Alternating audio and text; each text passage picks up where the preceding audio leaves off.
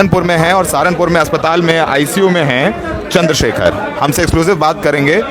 उनकी गोली छू के निकल गई, चोट काफ़ी गहरी है, ब्लड प्रेशर भी हाई है। चंद्रशेखर हमारे साथ हैं और आईसीयू में हैं, ये सहारनपुर जिला अस्पताल में मौजूद हैं। चंद्रशेखर, कल क्या हुआ बताइए हमारे दर्शकों को। उम्मीद नहीं थी कि अचानक से ऐसा हो जाए। मैं निकल के आ रहा था एक कार्यकर्ता के घर से, अचानक से गाड़ी आई और इतना कुछ समझ पाता उन्होंने गोली डाल। पहली गोली सर के पास से कान को छूते हुए निकल गई, सर में उसका निशान भी। दूसरी गोली यहाँ लगी, तीसरी गोली ने दूसरे वाला शीशा तोड़ दिया। फिर चौथी गोली गाड़ी, उन्होंने सामने गाड़ी रोक के वो गालियाँ बक रहे थे, छोड़ेंगे नहीं, नेता बनाएंगे, ये वो। बहुत लड़ रहे हो मीर भोज की लड़ाई, बहुत लड़ रहे हो पहलवानों की लड़ाई। मेरी समझ में नहीं आ रहा था कौन है। सामने से उन्होंने गाड़ी रोकी, 2 फायर हवा में की और फिर एक फायर हमारी गाड़ी पे झोंका। मैं नीचे बैठ के वो गद्दी में आके लगी गाड़ी। गोली नीचे ना बैठता तो दिल से आर पार निकलती। फिर मुझे लगा कि सामना करना अच्छा नहीं, मैंने गाड़ी को यू टर्न करवा लिया और मैं पहले एक गांव, सुरक्षित गांव में आया। मैंने वहीं से एसएसपी को फ़ोन करके बताया कि ऐसा हुआ। वहाँ जाकर देखा तो फिर पता लगा कि गोली आर पार निकल गई कमर वाले हिस्से से। ये अचानक से इनको पता था कि आप वहाँ पहुँचने वाले हो या घात लगाकर बैठे थे, क्या हुआ? से वो प्लान बना के बैठे थे। हो सकता है उनके साथ और भी लोग हों, और ये किसने कहाँ तक साजिश है, क्यों इसमें शामिल है, कुछ पता नहीं। जब इसकी अच्छी तरह से जांच होगी, वो गिरफ्तार होंगे, तब जाके शायद पता लग पाएगा क्या है। लड़के आपने देखे अपनी नज़रों से? कौन थे? लड़का मैंने देखा जो लंबे से बाल थे, चेक कलर की शर्ट पहने हुआ था, वही गाली बक रहा था। उसने ही, क्योंकि गाली तो उसने जब शीशा, बुलेट लगने शीशा टूट गया, तो फिर उसने ही सामने से फायर किया। 3 लोग थे लगभग, एक गाड़ी चला रहा, 2 लोग फायर कर रहे थे। उनको ये भी था कि हम पे हो सकता है असला हो, तो उन्होंने अपनी डिग्गी खोली थी अपने सपोर्ट में, अगर हम असला चलाएं तो उन तक हमारी गोली ना लगे। तो आपके साथ तो कोई सुरक्षा रहती नहीं है, आपको क्या पुलिस वाले मिले हैं चंद्रशेखर? नहीं, मेरे पास मैंने 2 साल पहले मेरे पास ऐसी इंटेलिजेंस से खबर थी हमारी, तो मैंने बताया था। मैंने मुख्यमंत्री, डीजीपी सबको लिखा, गृह मंत्री तक को। उसके बाद एक और बार लिखा।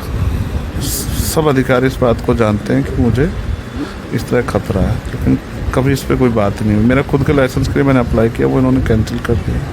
आपके पास ना गन लाइसेंस है, ना कोई पुलिस वाले की कोई सुरक्षा। दिल्ली पुलिस को भी शायद आपने लिखा है, अगर मैं बोल रहा हूँ? हाँ, मैंने लिखा। मैं कोर्ट में भी गया इसको लेके। बेसिक उनको लगता है गरीब का बेटा है, कमज़ोर वर्ग से आता, मर जाएगा तो क्या फ़र्क पड़ेगा। सरकारों के लिए जाति भी एक फैक्टर है, किसको नुकसान होना चाहिए, किसको नहीं होना चाहिए। और मेरे जैसे लोग तो रोज़ मरते हैं, आप बताओ। तो उनमें से एक चंद्रशेखर भी है, अगर मर जाएगा तो क्या होगा। चंद्रशेखर, मैं आपको पिछले लगभग 6-7 साल से कवर कर रहा हूँ। मैंने आपको आंदोलन में कवर किया है, जेल से निकले तो कवर किया है, धरना देते कवर किया है, पुलिस से लाठी खाते कवर किया है, और अब ये अस्पताल के बेड पे कवर करना, ये थोड़ा सा दुख भी देता है। जिस तरीके से आप बेड पे आईसीयू में हैं और आप जाने जाते हैं लड़ाई के लिए और आपको ये गोली छू करके निकल गई, इस समय आपकी मनस्थिति क्या है, जहन में क्या है?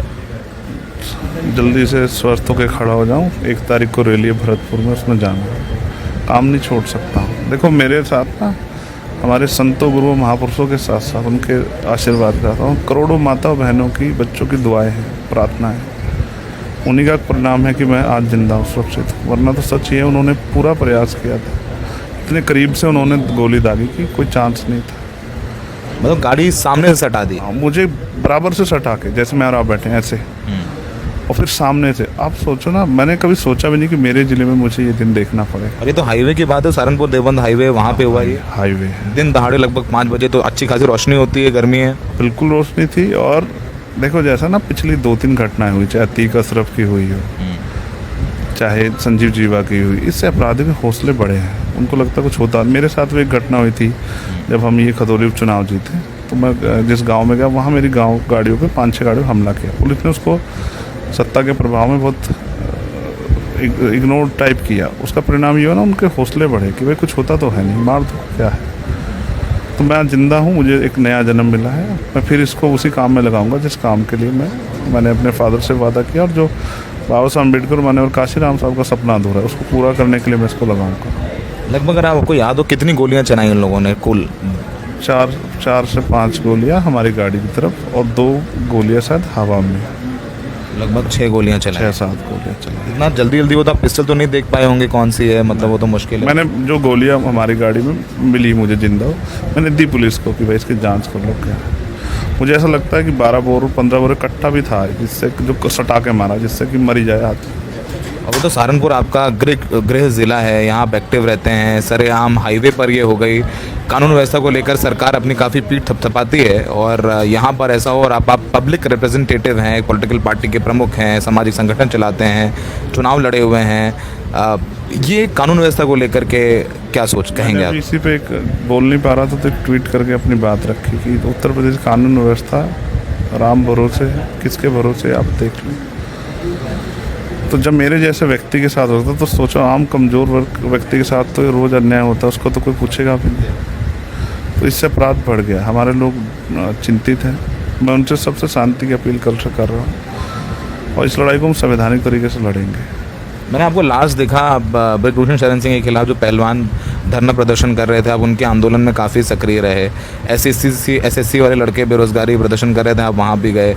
आप इन तमाम आंदोलन में बोलते रहते हैं, और ये सब आपको लगता नहीं आपको दुश्मन भी लगातार बढ़ते जाते हैं, बनते जाते हैं?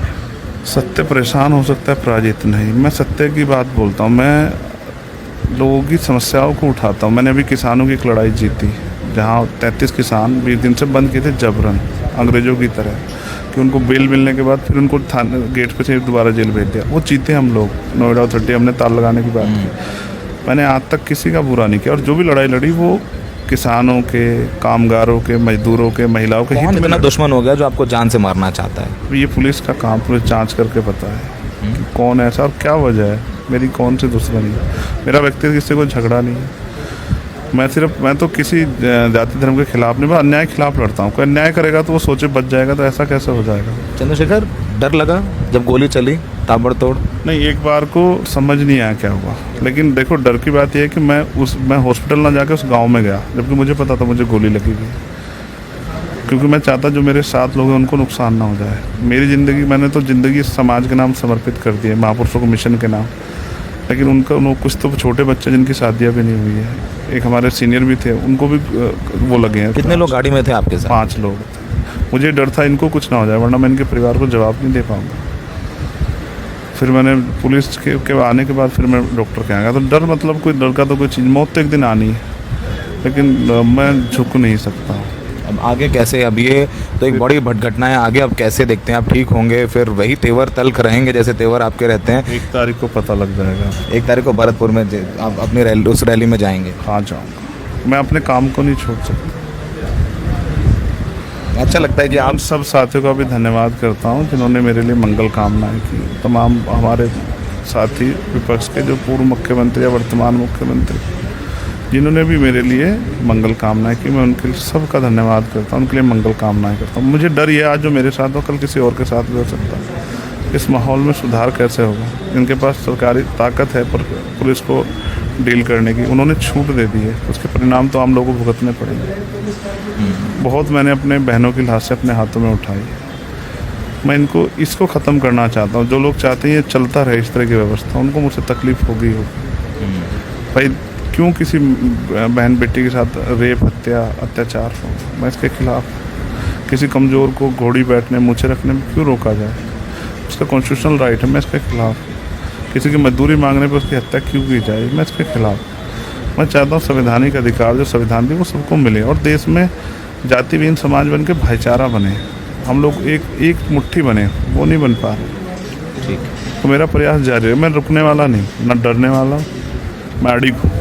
उम्मीद है फिर आपसे जल्द सड़कों पर मुलाकात होगी जैसे हमेशा होती रही है। बहुत जल्द, जहाँ न्याय होगा आपको वहीं खड़ा मिलूंगा। चंद्रशेखर, किस मुस्कुराहट के साथ मैं इंटरव्यू ख़त्म कर रहा हूँ। काफ़ी तकलीफ में हैं, इनके खून रुका हुआ है, और फिलहाल ये कह रहे हैं कि हमें लड़ाई जारी रखेंगे, और 1 तारीख को भरतपुर में रैली है। छू के निकली है गोली, बच गए हैं। कह रहे हैं कि लोगों की, कार्यकर्ताओं का दुआओं का असर है। तेवर अपने वैसे ही रखेंगे, और अभी भी जो है मुस्कुरा के उन्होंने कहा है कि आप आगे देखिएगा, हमारी आपकी मुलाकात सड़कों पर होती रहेगी, और उम्मीद है कि ऐसे स्वस्थ रहें आप। मैं बोल- बस उनको भी कहना चाहता हूँ, कुदरत उनको सद्बुद्धि तो, मैं गोलियों से नहीं डरता हूँ। वो व्यक्ति को मार के विचार की हत्या नहीं कर सकते हैं। ये लड़ाई जारी रहेगी और ये लड़ाई गैर बराबरी के खिलाफ है। सामाजिक, आर्थिक, राजनीतिक, शैक्षिक, धार्मिक सब तरह की गैर बराबरी के खिलाफ। गैर बराबरी खत्म हो जाएगी, लड़ाई खत्म हो जाएगी। तो हम बाबा साहब अम्बेडकर, माननीय काशीराम साहब के अधूरे सपने को पूरा करने तक मैं जिंदा रहूँगा, मुझे भरोसा।